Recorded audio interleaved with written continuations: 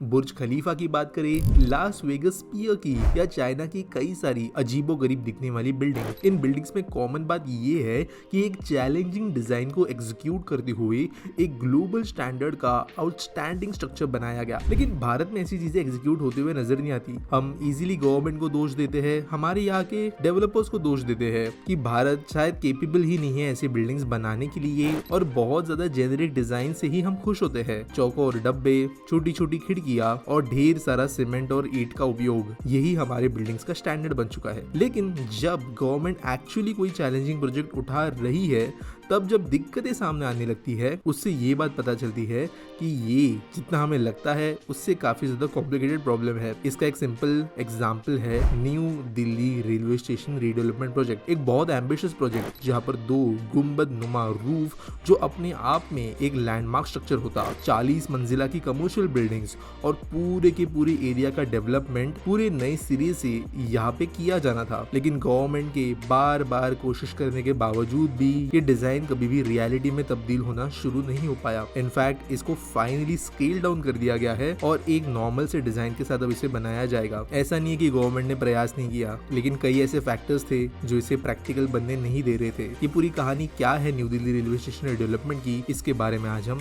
जानेंगे। अब देखो, वीडियो के अंदर कई भाग होने वाले हैं। इस स्टेशन का डिजाइन पहले इतना एम्बिशियस क्यों था, यहाँ पे इस डिजाइन के अंदर प्रॉब्लम्स क्या आई जिसकी वजह से कई प्रयासों के बाद भी इसे कैंसिल करना पड़ा, नए डिजाइन्स क्या है और उसके अंदर कितनी ज्यादा चीजों को स्केल डाउन किया गया है, सब चीजों को मैं समझाऊंगा। तो ये हर एक पार्ट समझना जरूरी है, तो मैं विनती करता हूँ वीडियो प्लीज आप लास्ट तक देखें। देखो, जब भारतीय रेलवेज ने पब्लिक प्राइवेट पार्टनरशिप में आकर रीडेवलपमेंट करने का डिसीजन लिया कई स्टेशन के लिए, तो हमें सच में कुछ लैंडमार्क्स भी बनते हुए नजर आए। भोपाल के पास में रानी कमलापति स्टेशन जो है काफी सक्सेसफुल हुआ। इसके बाद में चाहे वो यशवंतपुर स्टेशन हो या कुछ और स्टेशन, यहाँ पर हमें काम होते हुए नजर आए। सिमिलर चीज जो है हमें अब होते हुए नजर आ रही है मुंबई के छत्रपति शिवाजी महाराज टर्मिनस पे, और सिमिलर प्लान्स थे दिल्ली के लिए, देश की राजधानी, वहाँ पे न्यू दिल्ली का सबसे इंपॉर्टेंट स्टेशन, तो ऑब्वियसली प्लान भी एम्बिशियस थे। तो इसलिए Indian railways and rail land development authority RLDA ने डिसाइड किया कि वो PPP मॉडल पर ये स्टेशन बनाएंगे, जो कि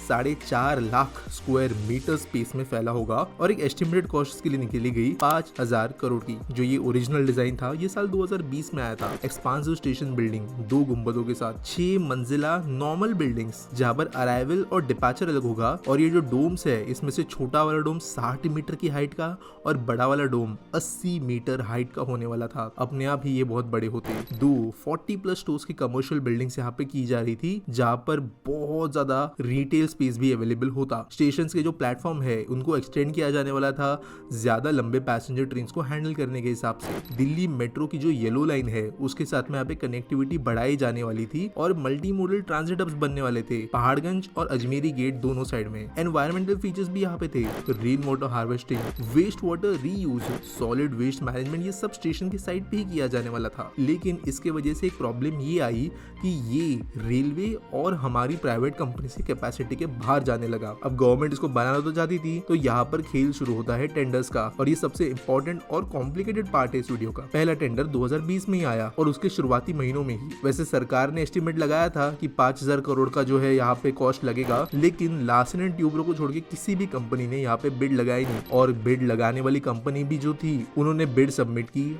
8,740 करोड़ रुपए की, यानी सरकार के एस्टिमेट से तकरीबन 3,700 करोड़ के भी ज्यादा बड़े अमाउंट के साथ ये बिड कर रहे थे। जिनको पता नहीं है टेंडर्स क्या होते हैं, तो एकदम सिंपल भाषा में सरकार जो है किसी काम को करने के लिए कई कंपनीज को बुलाती है और उनके ऑफर्स कोटेशंस देने बोलती है। जो बेस्ट ऑफर बेस्ट कोटेशन देता है, सब क्राइटेरिया सबमिट करता है, उनको वो काम दिया जाता है। तो यहाँ पर हुआ ये कि इस बहुत ही ज्यादा बड़े प्राइस के आए हुए बिड के कारण इसको कैंसिल करना पड़ा, टेंडर फेल हो गया। कंपनीज का ये कहना था कि गवर्नमेंट ने जो मांगे की है डिजाइन के हिसाब से, वो कर पाना यहाँ पर इम्पॉसिबल है। इसके बाद में 2021 में RLDA ने सेकंड टेंडर इशू किया, लेकिन इस बार कोई बिडर नहीं आया और बिडर्स का कहना था कि फाइनेंशियल वायबिलिटी इस प्रोजेक्ट में है नहीं, प्रोजेक्ट का कॉस्ट बहुत हाई है, अनसर्टेनिटीज है और इसकी वजह से प्राइवेट इन्वेस्टमेंट यहाँ पे आ पा नहीं रहा था। मेजर प्रॉब्लम ये थी कि जो स्केल ऑफ डेवलपमेंट था, स्पेशली सराउंडिंग एरियाज के साथ, वो इस प्रोजेक्ट को कॉम्प्लिकेटेड बना रहा था और सेकंड प्रोजेक्ट भी इसकी वजह से फेल हो गया। 2022 आ गया, 2022 में तीसरा टेंडर इशू हुआ और उम्मीद बहुत ज्यादा थी कि कुछ जो चेंजेस किए गए थे उसके साथ में प्राइवेट बिडर्स आएंगे, लेकिन रिविजन्स के बावजूद जो स्कोप और स्केल ऑफ प्रोजेक्ट था वो फिर से कंपनीज को अट्रैक्ट नहीं कर पाया। फिर से वही रीजंस दिए गए, फाइनेंशियल रिस्क बहुत ज्यादा है,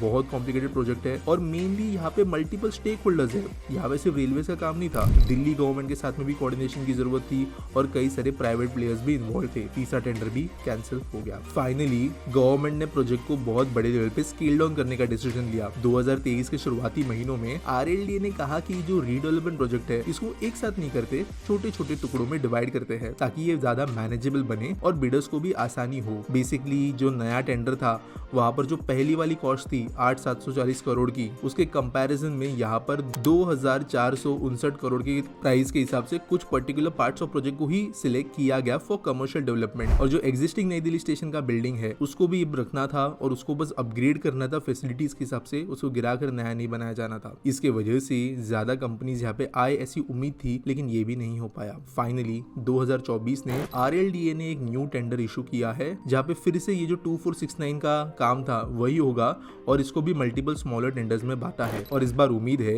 कि कोई ना कोई कंपनी आके यहाँ पर काम करेगी, लेकिन अब टेंडर्स का रिस्पॉन्स किस तरीके से आता है वो देखना जरूरी है। लेकिन एक सवाल ये उठता है कि ये कटौती करते करते करते जो ये नया स्टेशन का इतना बढ़िया डिजाइन था ये कितने लेवल तक आ पहुंचा है निचले स्तर पे, और वही मैं आपको समझाऊंगा। अब पहले तो मैंने आपको बताया था डिजाइन कैसे होगा, कनेक्टिविटी कैसे होगी वगैरह वगैरह, लेकिन जो न्यू बिल्डिंग होने वाली है वो ज्यादा सिंप्लीफाइड है। यहाँ पे अपग्रेड्स पे ज्यादा ध्यान दिया जा रहा है, ना कि कंस्ट्रक्शन के। जो डोम्स थे उनको कैंसिल कर दिया गया है। जो कमर्शियल डेवलपमेंट है वो बहुत ही छोटे लेवल पे होगा। पहले 4.5 लाख स्क्वायर मीटर की स्पेस कमर्शियली अवेलेबल होने वाली थी, ये कम करके अब 2.5 लाख स्क्वायर मीटर ही कर दिया गया है और रिटेल हॉस्पिटैलिटी पे ज्यादा ध्यान दिया गया है कमर्शियल ऑफिस वगैरह के बदले में। कनेक्टिविटी के एनहांसमेंट इस प्रोजेक्ट में भी किए जाएंगे, लेकिन जितने बड़े लेवल पे एक मल्टी मॉडल हब बनना था वैसे कनेक्शन अब नहीं होंगे। एनवायरमेंटल फीचर्स अभी भी प्रायोरिटी पे है, वेस्ट मैनेजमेंट वगैरह अभी भी इंक्लूडेड है, लेकिन पूरा तरीके से सॉलिड वेस्ट वगैरह या वाटर ट्रीटमेंट वगैरह के प्लान्स को स्केल डाउन किया गया है। एनर्जी एफिशिएंसी पे ज्यादा ध्यान दिया गया है इस प्रोजेक्ट के अंदर। जो न्यू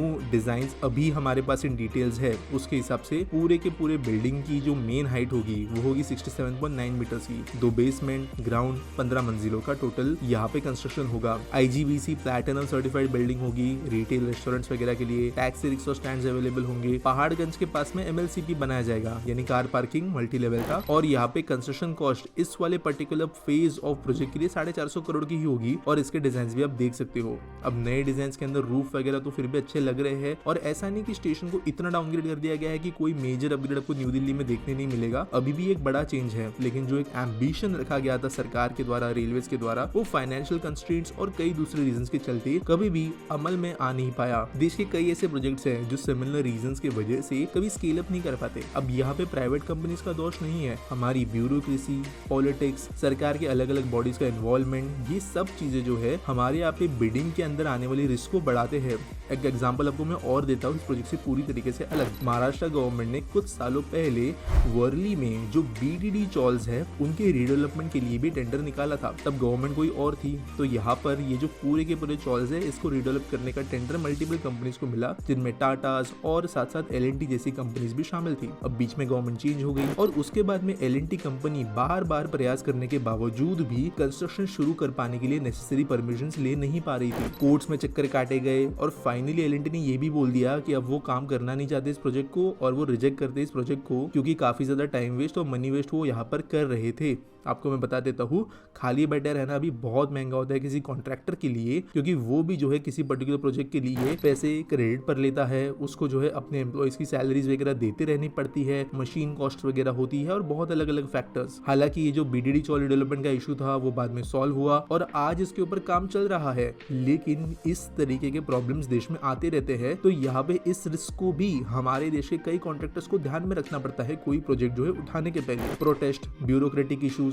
पॉलिटिकल इश्यूज, ये देश में धीरे धीरे जो है कम होते हुए होपफुली हमें नजर आएंगे न्यू लॉज एंड रेगुलेशंस के साथ। लेकिन तब तक ये बातें जो है हमें क्लियरली समझ में नहीं आएगी कि कोई प्रोजेक्ट का फ्यूचर क्या होगा। उम्मीद करता हूं आपको वीडियो अच्छी लगी होगी। मुझे कमेंट सेक्शन में जरूर बताना आपका फीडबैक क्या है। लाइक करना वीडियो को, चैनल को सब्सक्राइब करके नोटिफिकेशंस ऑन जरूर करना। मिलेंगे अगले वीडियो में।